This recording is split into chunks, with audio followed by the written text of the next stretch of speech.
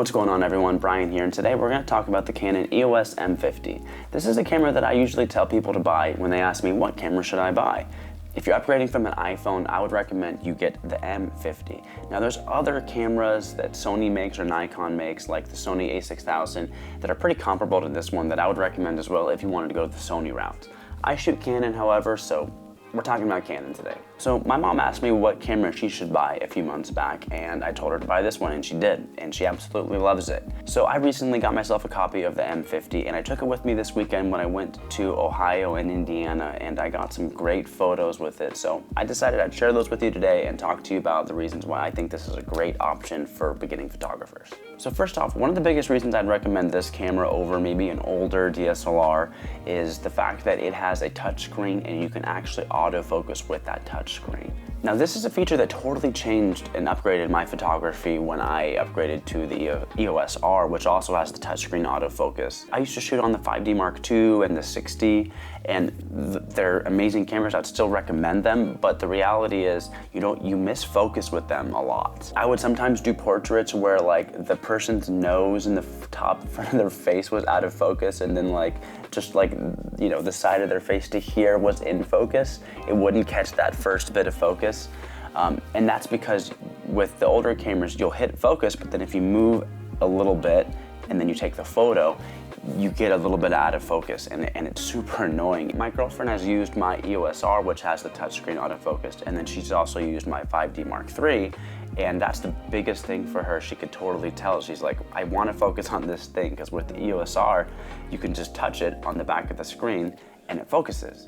And this camera has that too. And when I told her that this camera had that too, she was like, okay, great, I don't want to use the 5D Mark III anymore. I just want to use this camera, because just the easy use to be able to focus on what you want is it just changes your photography. In addition to the autofocus, it also has the flip out LCD screen, which you use to hit the autofocus, and you also can use to get your shots if you're trying to go down low or if you're trying to go up high.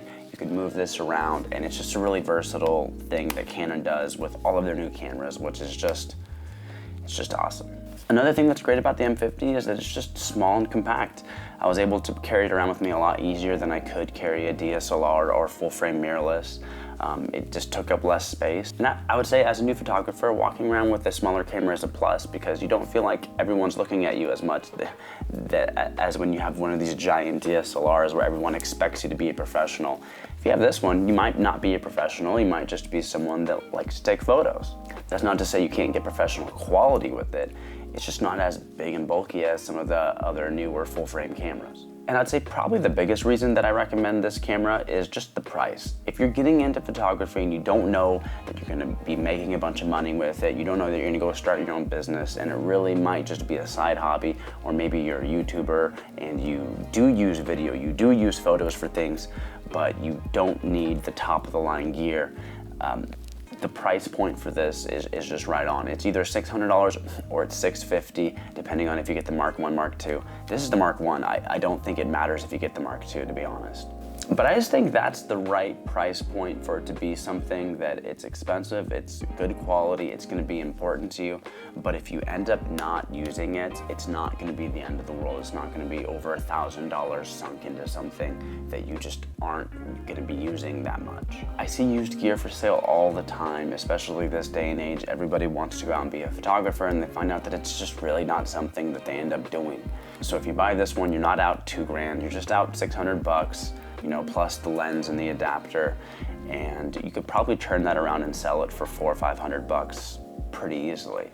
Let's talk real quick about who this camera is not for. Now, if you are sure that you are trying to be a professional photographer, you want to shoot weddings, you want to work with clients and start getting some real jobs, I would say this is probably not the camera for you. I would say you can maybe start learning with this. You can maybe start getting there with this. This could be your backup. If you're taking photography seriously and you're trying to make that next step, you should probably get a full frame camera.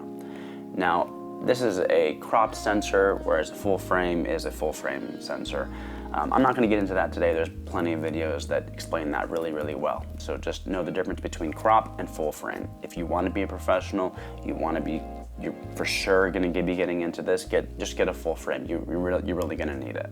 And if that's the case, I would recommend the EOS RP or the EOS R. Those are the lower end full frames from Canon that are also really, really great choices. I shoot with the EOS R, and I do client work, I shoot weddings, and it has never failed me.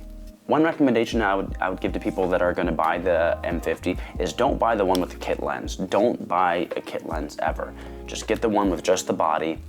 Buy a mount that is a mount to an EF lens. There's plenty of them out there. Just make sure you get one that still allows you to use the autofocus on your EF lenses. And I would just buy EF lenses because these are the high quality pro lenses that are made for the DSLR series.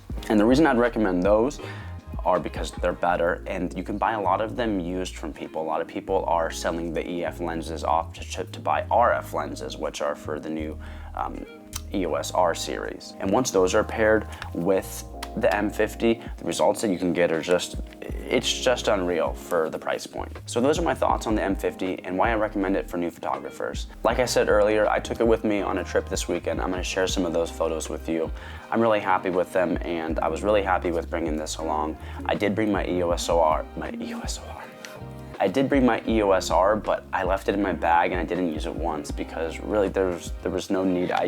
For the shots that I got, I can't imagine they would have been that much better if I shot them on the EOS R versus the M50. So great little camera, and hope you guys enjoyed the video. Make sure to like, subscribe, all that stuff, and I'll see you guys next week.